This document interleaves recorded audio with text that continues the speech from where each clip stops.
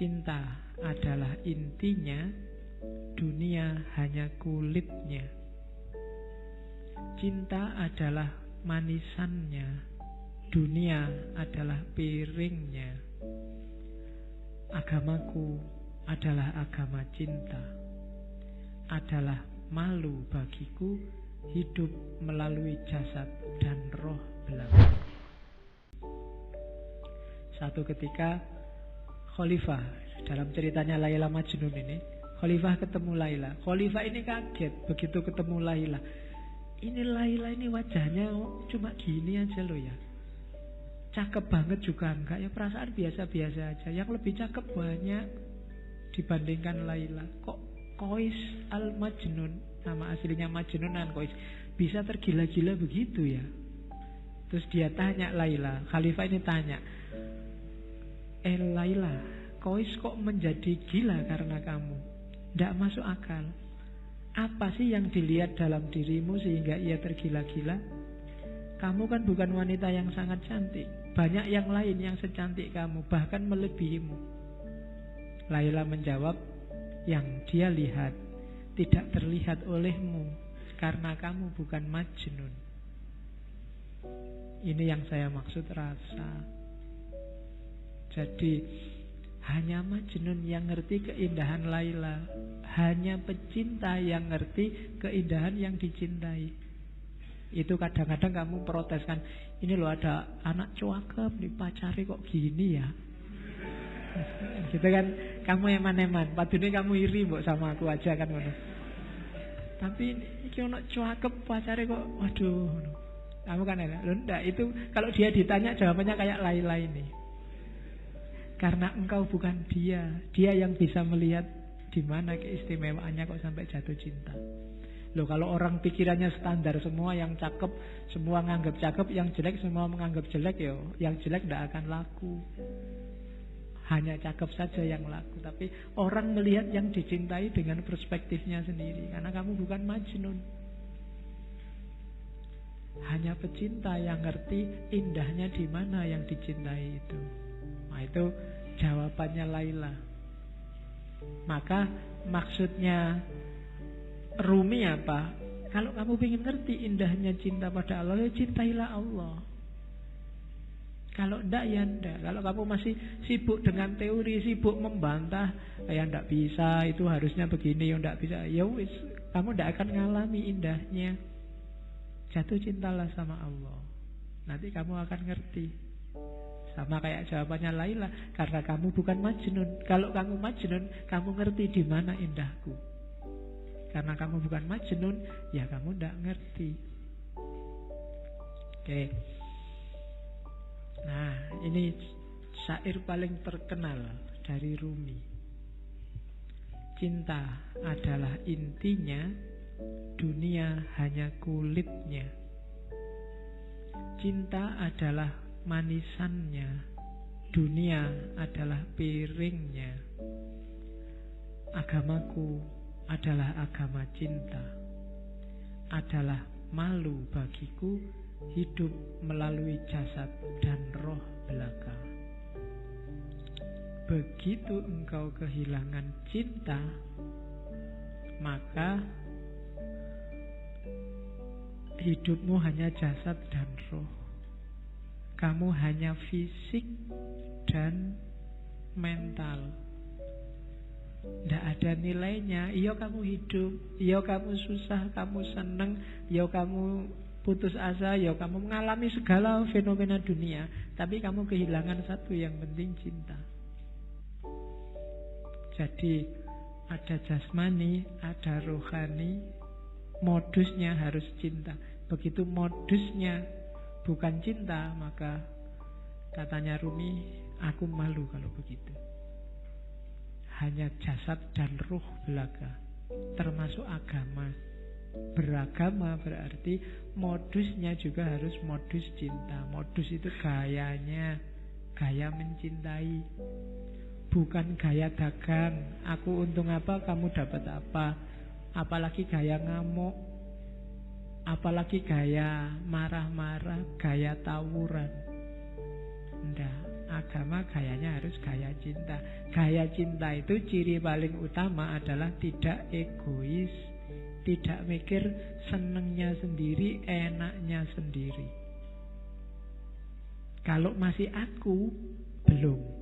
Masih aku, kelompokku, aliranku, pikiranku, pendapatku, masih egois. Tidak bisa memahami yang lain.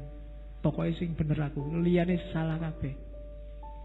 Besok yang lain masuk neraka semua.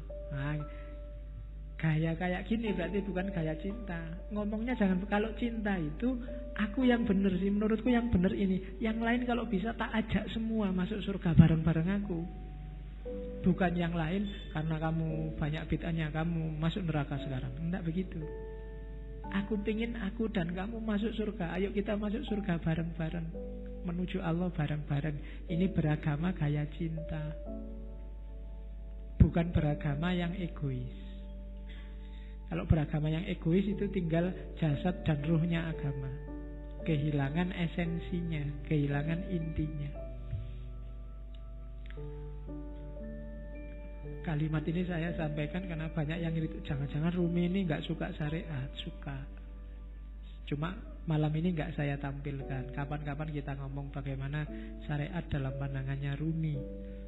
Kalimat itu saya ambil saja untuk tahu bahwa itu loh dasarnya Rumi. Aku hanyalah debu yang ingin selalu menempel pada telapak kaki Muhammad. Jadi yalah, semua yang diajarkan Rumi ya tetap dasarnya adalah cintanya dia pada Allah melalui Kanjeng Nabi. Karena yang bawa, yang memperkenalkan Allah kan Kanjeng Nabi. Sehingga kita hari ini dapat Islam. Maka prinsipnya Rumi adalah aku hanyalah debu yang ingin selalu menempel pada telapak kaki Muhammad. Ini gayanya sufi biasanya, yang bisa bikin kalimat-kalimat indah kayak gini. Oke, terakhir sudah mau jam 10. Yang masih mentah tidak akan pernah tahu keadaan matang itu seperti apa, kematangan itu seperti apa. Penjelasan lewat kata-kata tidak akan membantu. Sejak awal sampai akhir yang dibawa oleh Rumi malam ini adalah ilmu rasa, bukan ilmu lahir.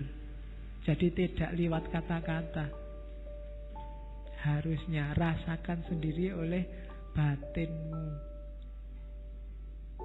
Dan untuk bisa nyampe ke sana ya kita harus matang.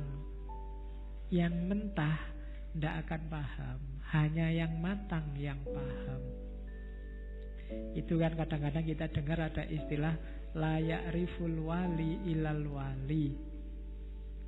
Kamu memahaminya, kok sombong banget toh, emangnya saya nggak bisa mikir, nggak bisa identifikasi wali itu yang mana. Maksudnya bukan itu.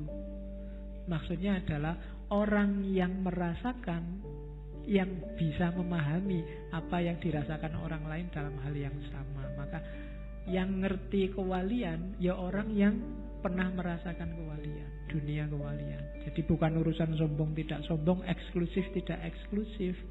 Yang paham rasa pedes adalah yang juga pernah merasakan pedes. Jadi bukan urusan dunia kewalian itu eksklusif. Jadi yang mateng, yang ngerti tentang kematangan. Yang belum pernah mateng ya tidak ngerti. Ngertinya yang mentah-mentah, wong dia juga masih mentah. Hari ini banyak yang mentah, marah-marah sama yang mateng. Ya kan, itu yang kemudian di berita-berita muncul penistaan ulama kan itu. Penistaan ulama itu kan orang-orang yang mentah, yang ngomentari yang mateng. Ya untungnya yang dikomentari mateng, ndak mungkin balas. Kalau balas berarti belum mateng. Ya, Yang matang itu kan paling nganggep yang mentah itu ya wis memang belum paham. Kayak kamu ada anak kecil kok alah cah cilik biasa kan mesti gitu.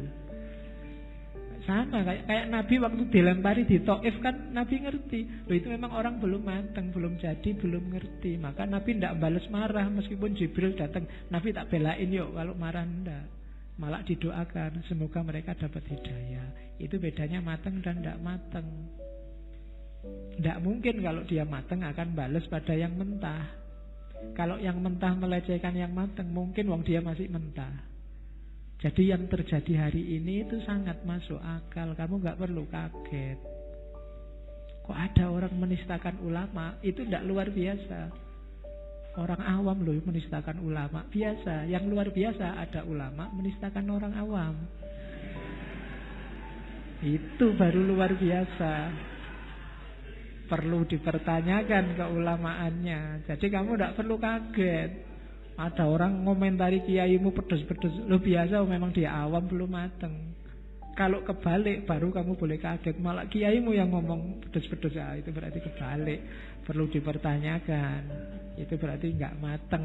Itu yang menurut saya logikamu kebaliknya di situ kemarin. Kok kamu marah-marah ada orang? Ya enggak. Ya dia memang nggak mateng sih ya. Nah, untuk orang yang tidak mateng, caranya apa? Ya kamu matengkan, jangan kamu gerutuk, kamu pukuli. Wong dia memang belum mateng. Diajari gimana caranya biar lurus, biar benernya gimana, kan begitu.